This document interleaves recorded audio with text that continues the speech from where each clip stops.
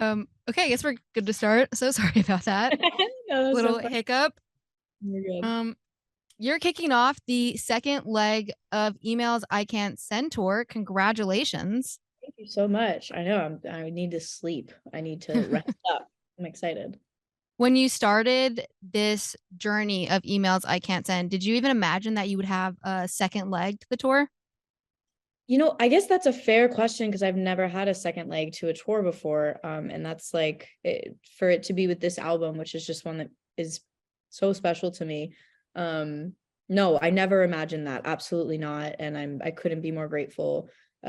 Just because I kind of was really sad when the first leg ended because it felt way too short. So I'm excited to get back out again. How long after your last concert of your first tour did it take for you and your team to decide, no, we want to do a second one, we want to go back out on the road? Well, I hate to give away all my secrets, but it was sort of hopefully the plan from the beginning. I hadn't been on the Oh. road in 3 years. So I think starting the tour small was definitely something that I wanted to do to make sure that mentally, physically, everything was okay. And, I could kind of do it again because it had just been such a long time. And then it was just such an overwhelming response and so much love that I was really hopeful that, we could quickly get back out on the road once everything was like permitted. So yeah, worked out. We're about to go again.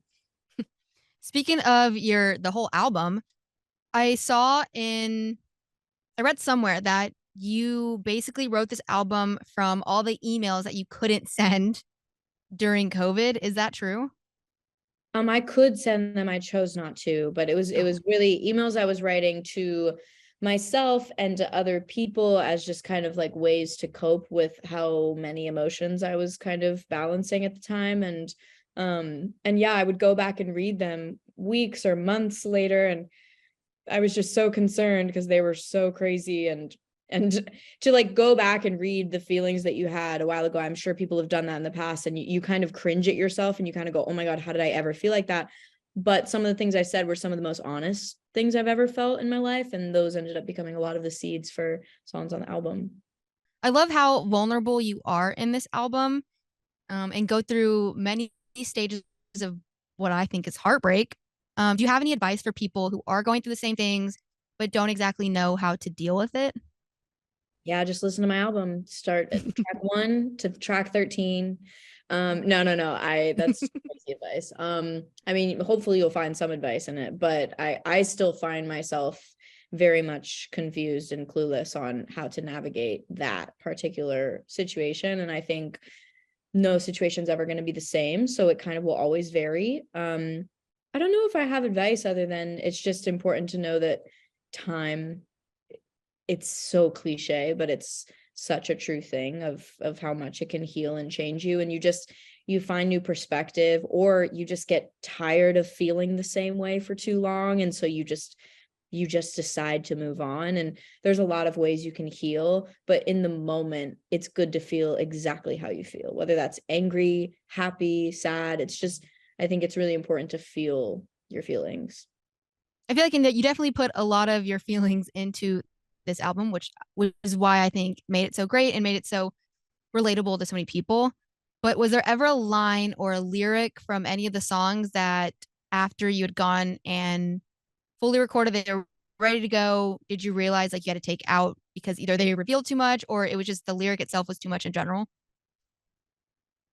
Um, it's a good question. I don't think there were. I think maybe there was lines that I kind of considered changing for random personal reasons, but nothing that I ended up going back and changing. I also have a really bad problem with demoitis. I get really, really attached to like the first version of the song the day I left the studio, because I feel like there's some magic in it the day that you write it and the day that you record it for the first time. I'm getting a little bit better at being able to go back and revise things, but yeah, for the most part, no, I think everything kind of was left the way that it started. How many demos do you usually take for songs, if that makes sense? Oh, like how many times would you cut a song or something? Yeah. For me, usually it's one, unless I felt like my voice on a certain day was just like, maybe I would cut something when I was like sick, and so I was like super stuffy, or my voice was just really tired and I knew that I could maybe give a better performance another day. Then I'll go back. But most of the time I use the demo vocals from like the first day, because I just love, like I said, there's something special in it to me, and I don't know, I try not to touch it too much. Yeah. Going back to, you were talking about like going on your second leg of tour. During the first leg, there was one song, Nonsense. You changed a lot of the outros and it made it a lot of fun. It blew up on TikTok. Do you plan on doing that again going into your second tour, or maybe doing that with a different song? You're gonna have to come to the show to find out, because I can't give away all my secrets. But That's it was fair.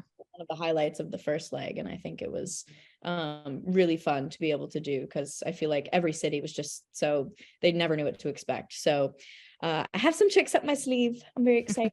And yeah, you'll have to come to the show and find out. Are there any cities that you are extra excited to go back to in particular? Atlanta was amazingly loud. That was the first show on the tour, but they were just like a really, really hype crowd. I don't know. I really find something to love about every single city that I'm in.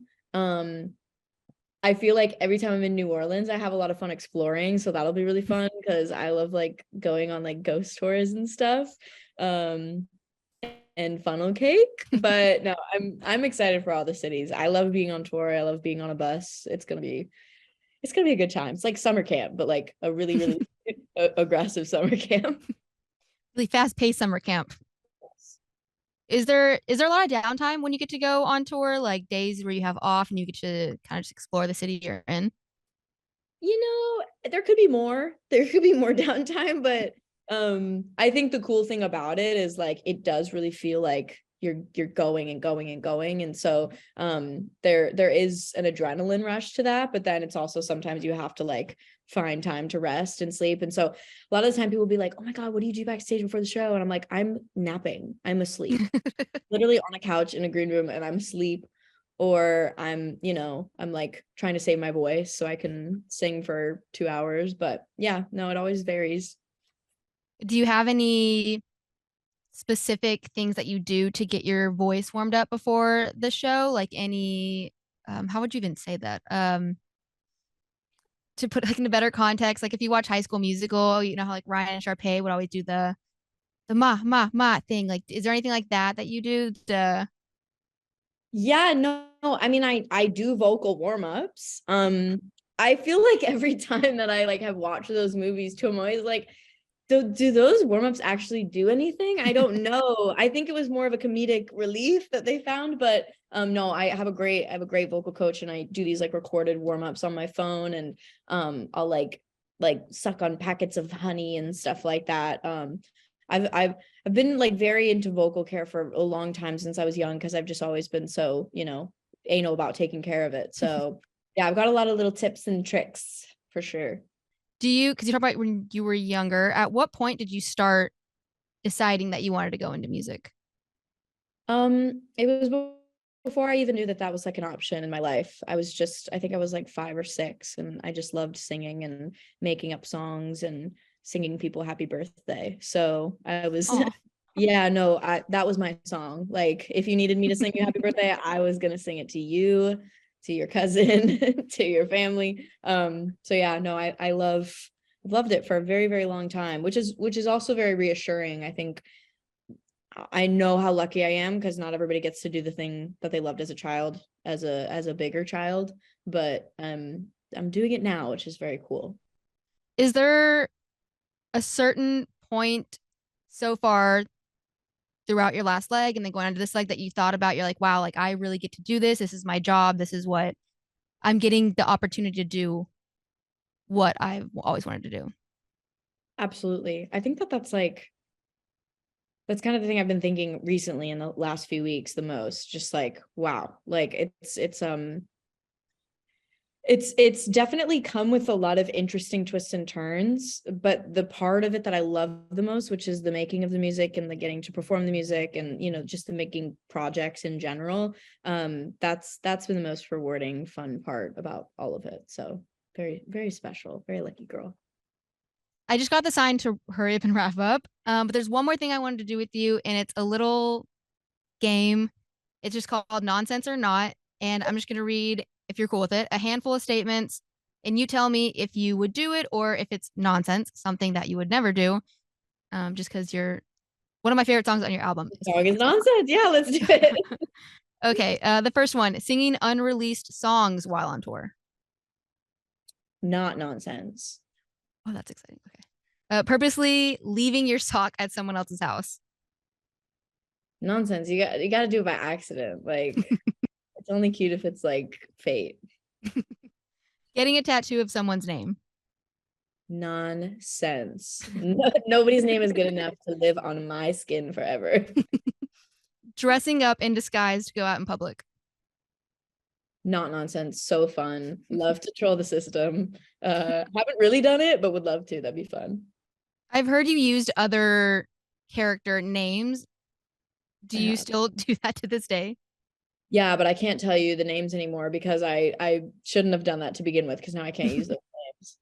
Oh, well, that kind of sucks. Telling the public who all of your songs are about on the album. Not nonsense. I'll tell you all of them right now. I have a list. Let me look. I'm kidding. I'm not doing that. Oh, I was like, wait, what? I was like, nonsense. Dating apps in general. Nonsense. I'll be honest. Sorry. If it works for you, congrats. Doing a Girl Meets World reunion. Nonsense. Creating a clothing line. Not nonsense, just not really inspired to do it yet, but maybe one day. Maybe one day. Okay, cool. Well, that was the last statement of the game. Yay! Great game. But thank you so much for talking with me. I know your show is April 11th here in Seattle. So excited. Which I know I'm excited about it. Oh, I'm coming. Yay! Okay, I can't wait. That was so fast. Let me know what rhymes with Seattle, not asking for a friend. No, okay. I'll start thinking of things. Cool. Thank you. Thank you. Well, have a great day. And hopefully, if you have time, or we'll talk to whoever, and maybe next time we can get you in here. Yeah, for sure. Yeah. No, you're the best. Thank you, Victoria. I can't wait to see you with the show. Yeah. Me and one of my friends are like super excited. We're talking about it already. Amazing. Okay, cool. See you guys there.